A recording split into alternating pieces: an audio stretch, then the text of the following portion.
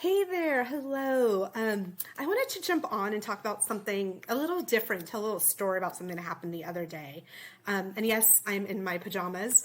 This is on my mind, and I thought, you know what, by the time I get my hair done and do everything, I'm going to do while it's fresh in my head. So here we go. So yesterday I was on a networking call with women founders, all sorts of different things. I was the only parent coach on there, so they do law and all sorts of different things. And I was in a breakout room, and we were supposed to talk about something personal that's been going on that we've been struggling with. And one of the women started to share that she has a lot of stress related to her husband's ex. Ends up she's a narcissist, and she's really stressed out. She's looking for books about narcissists, and she's trying to figure out how to handle this. And so I piped in, and we started chatting, and I shared with her that she needs to start having boundaries. That one of the ways to deal with a narcissist is that you can't control them. Right? She's trying to look for solutions that help her control the narcissist or get the narcissist to act in ways that she would like them to act. And I'm like, no, that's not what you need to do. What you need to do is recognize that you cannot change them and you can't control what they're going to say and do, but you can control what you're going to say and what you're going to do. And that's what you need to focus on, right? You can't control if they're going to show up when they say they're going to, but you can control what you're going to do if they don't show up or if they show up late. You can control your thoughts about the situation, how you respond, how you react to what's going on. And we were talking about that. We were talking about some other things. I had jotted down a few notes.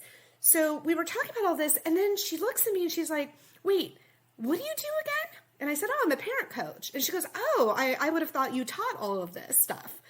And it was interesting. It was kind of like an aha little moment went off. And I'm like, well, I do teach this stuff. And she's like thinking I teach people how to deal with narcissistic adults. And I'm like, I don't deal with that necessarily, although sometimes I do, because when I deal with parents, sometimes they're dealing with parenting partners or family members.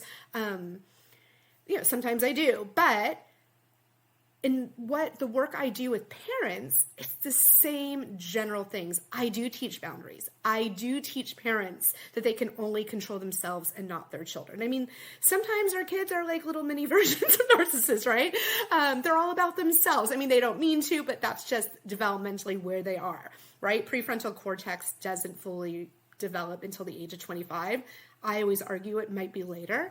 So we're dealing with children that are all about them. They're very in their own heads, very focused on self. And sometimes they may exhibit some of these characteristics, right? Half joking, kind of joking, a little serious. But anyway, these techniques that I teach are relevant in so many different situations. And that's actually one of the things I love about what I teach, is it's really common sense communication, self-regulation strategies, things that we're using that I focus in my teaching on how to use it in engaging with our children. But it's what's the word? I can't think. It's appropriate, or it can be applicable to any situation in our lives, any relationships, whether it's coworkers or family members. And so I just thought it was really interesting that I'm like, no, this is actually exactly what I teach. And this is probably 90% of what I teach is focused on empowering the parent and helping them work on their thoughts about the challenges that they have. Again, it's usually about the kids, but sometimes it's about family members or spouses or their life in general, right? So I empower the parents. That's why I decided to work with parents and not kids, because we can't control our kids. And our kids aren't always in a place where they are like, oh yes, I have a problem and I want to work on it, right? So they're not in a position to do the work on themselves, even if they need to. And some of the kids with the ODD and ADHD and some things that are, a little bigger to deal with, they're not emotionally mature enough, aware enough to say, hey, I have a problem and I have to deal with it. And so the parent's like, what do I do? And that's where I come in. I'm like, well, let's focus on what you can control. And in doing so, we change up the situation with our kids, right? So here are examples. So one, we focus on, so let's take the narcissistic ex of the husband, right? I told her what I tell my parents. We can't control them. We can only control ourselves. So let's think about the thoughts we have about the situation instead of thinking that the person's out to get us and make our life miserable. Hey, they have a problem. They can't help themselves. This is what it is, right? Let's just change our thinking so we don't get as escalated. Let's change our actions. Let's change how we engage with the person. And let's practice self-regulation, because again, when we self-regulate, so many things come out of that. And one is we don't escalate situations. So if we're thinking this person's going to be late and they're going to piss me off and they're trying to make me crazy and they show up late and we're all mad and we call them up and we yell at them, right? And then then that triggers them and they lose it. Same thing happens with our kids, right? So if we learn to self-regulate, whether it's a narcissistic ex or our child or a parent or whoever it is, our spouse, if we learn to self-regulate, then when they come at us, we can calm the situation down and respond in a way that doesn't escalate the situation and may actually help the situation, right? So that's like one of the things I do is I teach all these different tools on how we can respond in a way that is helpful and de-escalates and actually may get some cooperation. You know, we can't control our kids or our spouses' exes, but we can create a situation where we might be able to more naturally invite cooperation. So work on that. We're also modeling, right? You can't tell the ex how to act, but you can model how you would like them to act. And you can show up the way you want them to show up. You can speak the way you would like them to speak to you. Same with the kids, right? How often do we yell at our kids not to yell? So if we want to teach them not to yell, we probably need to learn how to control ourselves. So we're not yelling at them. Don't yell. Again, that's hard. I know it's hard. We all struggle with that. Me too, right? I still struggle with that. But we need to also think about how we're modeling for our kids and for anybody, right? And then we're not escalating. I'm looking to see what else I have here. Yeah, and the boundaries. Boundaries are huge. So many people, especially, parents, think boundaries are about, if you do this, this is going to, you're going to have this consequence. This is my boundary. You cross it, you have a consequence. But really, boundaries are about what we can control. Because even if we gave them the consequence, we're like, okay, I have a boundary. You better, speak to me this way.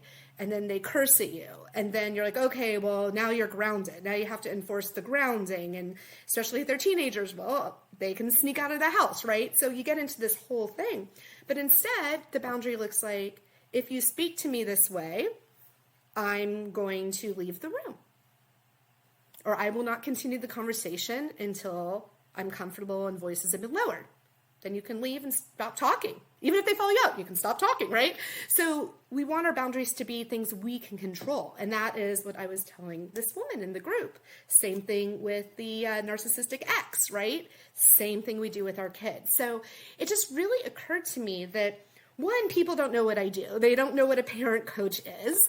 And they don't know how I approach parenting. And I struggle with explaining that, but I just had this big listening, this conversation, because she knew I was a parent coach, or she thought she knew I was a parent coach. But then when we're talking, she's like, oh, for a second, I thought you were this kind of coach. And I am. I'm a certified life coach and a certified parent coach. So I had to be certified as a life coach first. But this is the work I do. I don't just tell people, here's how you make your child do this. That's like the opposite of what I do. I try to teach how to self-control, how to work on our own regulation, our own engagement. We work on controlling ourselves and how we engage. And then as a result, it naturally starts inviting cooperation.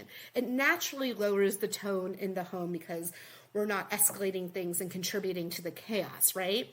It creates a situation where we're not screaming, yelling at our kids anymore, and they are like, oh, actually, you're not so bad. Maybe I do want to engage with you a little more, right? So it's changing the dynamic around. So yes, I am helping parents solve specific problems, but the way we go about it is more big picture. And a little, there's tools too, absolutely. But I think you get what I'm saying. I have a hard time articulating all this. I don't know why. Anyway, so that's what I wanted to share with you. I'm not sure what the title of this video is going to be. Maybe lessons learned from dealing with a narcissist. I don't know. How parenting relates to narcissism. I don't know what it is. But I just wanted to share this with you because this was a really interesting conversation that I had, and I hope you found it helpful. All right. Thanks so much, everyone.